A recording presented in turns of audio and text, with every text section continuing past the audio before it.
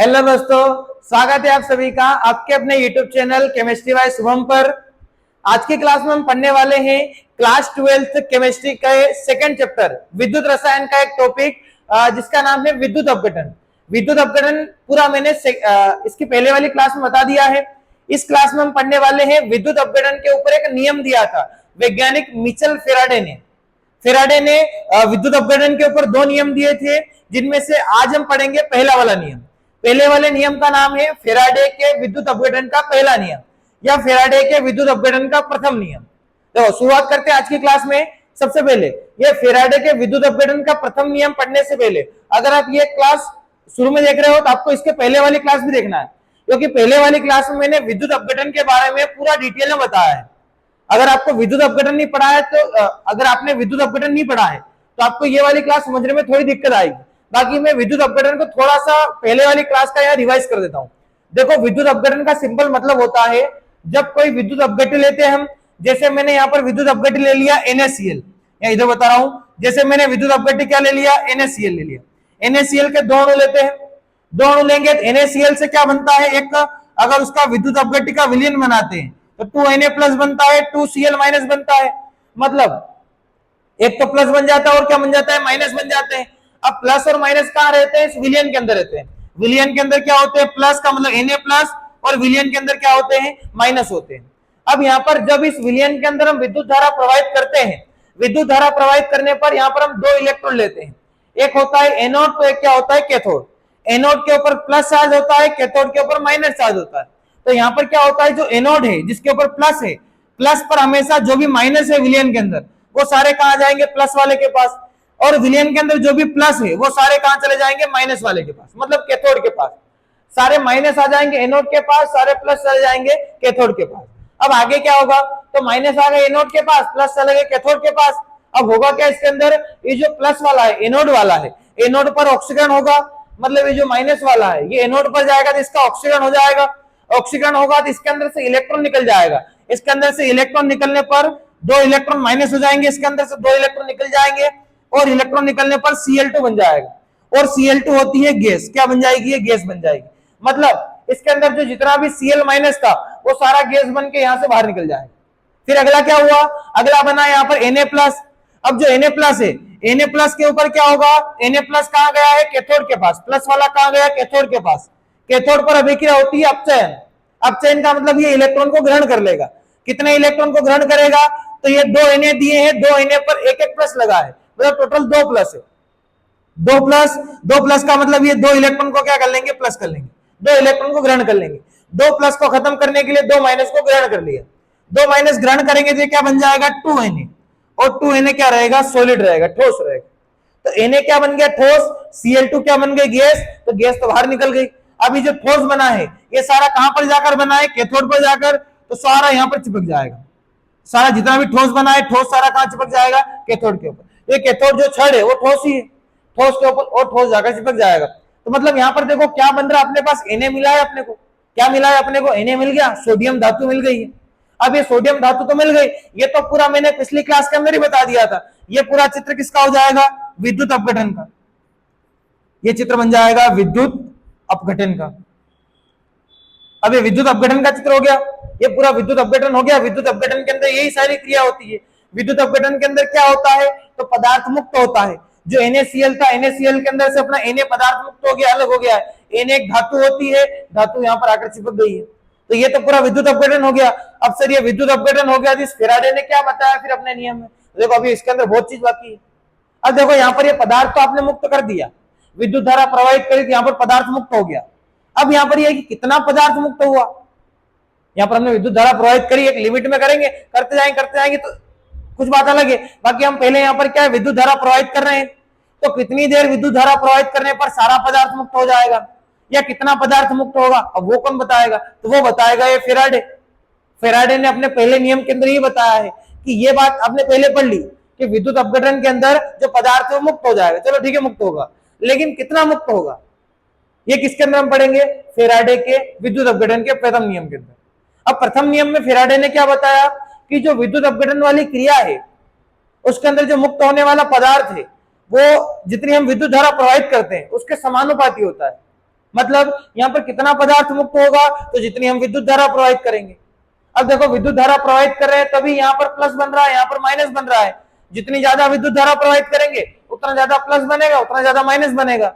जितना ज्यादा माइनस बनेगा उतना ज्यादा ये इलेक्ट्रॉन को ग्रहण करेगा, और जितने ज्यादा इलेक्ट्रॉन को ग्रहण करेगा उतना ज्यादा क्या बनेगा, Na बनेगा। तो यहाँ पर Na बताओ कब बढ़ेगा, जब हम विद्युत धारा ज्यादा प्रवाहित करेंगे। मतलब हम ऐसा बोल सकते हैं कि इस विद्युत अपघटन वाली क्रिया में जो मुक्त होने वाला पदार्थ है वो किसके समानुपाती होता है, विद्युत धारा के समानुपाती होता है। इसको देखो एक सिंपल बताता हूं, मुक्त होने वाले पदार्थ को मैंने W मान लिया है।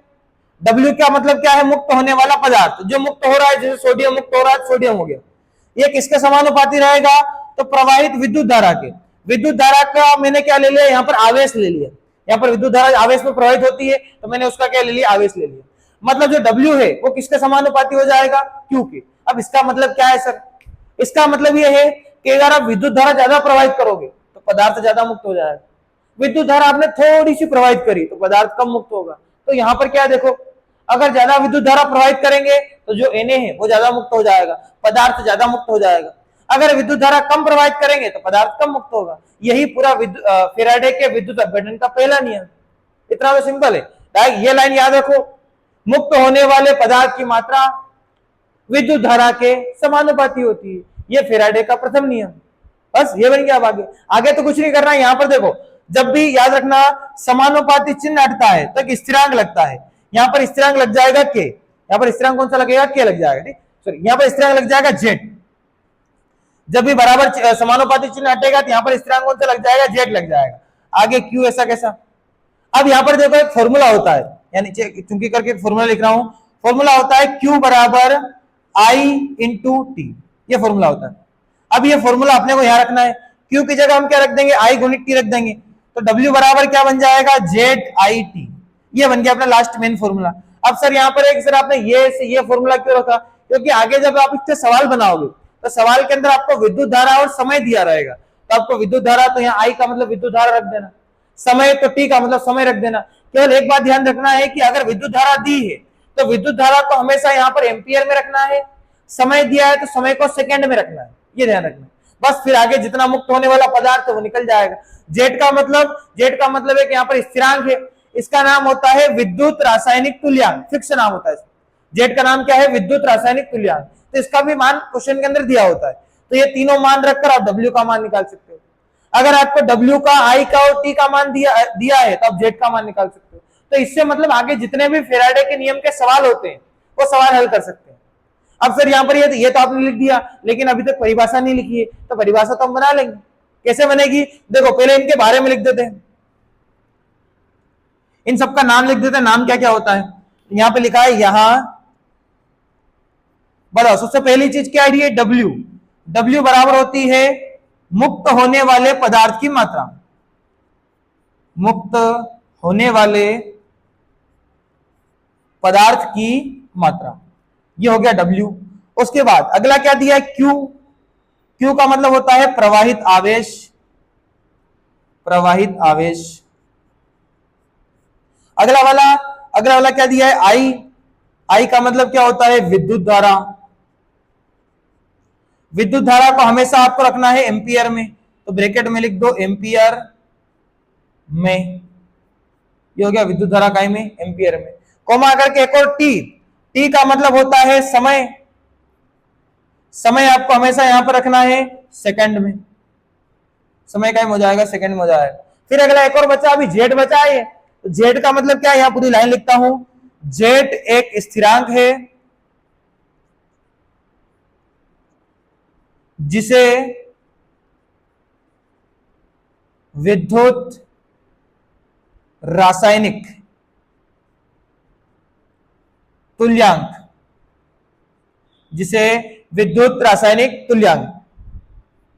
EC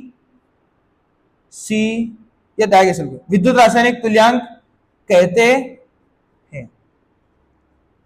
क्या है, यहां पर जो जेड है, जेड एक स्थिरांक है जिसको हम क्या बोलते हैं, विद्युत रासायनिक तुल्यांक बोलते हैं। विद्युत रासायनिक तुल्यांक को इंग्लिश में बोलते हैं इलेक्ट्रोकेमिकल इक्विवेलेंट।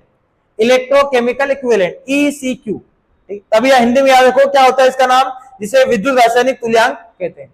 देखो ये हो, मैंने सारा लिख दिया है, W लिख दिया, Z लिख दिया, I लिख दिया, T लिख दिया। अब ये नियम की डेफिनेशन लिखते हैं। डेफिनेशन क्या हो जाएगी? सबसे पहले जो W होता है, W किसके समानुपाती होता है? Q के समानुपाती होता है। मतलब ये जो फेराडे का पहला नियम है, ये क्या बताता है कि विद्युत अपघटन के अंदर कितना पदार्थ मुक्त होगा। कितना पदार्थ मुक्त होगा? तो जितनी आप विद्युत धारा प्रवाहित करोगे। तो यहां पर हम लिख सकते हैं, पूरी डेफिनेशन एज इट इज लिखता हूं। इस नियम के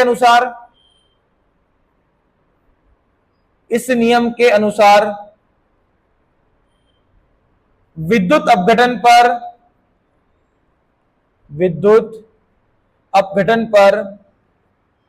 मुक्त होने वाले पदार्थ की मात्रा प्रवाहित की गई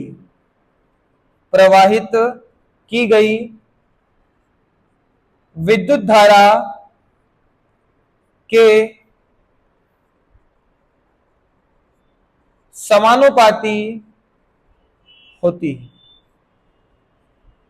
अरे छोटा सा नियम है, क्या नियम है कि विद्युत अपघटन पर मुक्त होने वाले पदार्थ की मात्रा प्रवाहित की गई विद्युत धारा के समानुपाती होती है।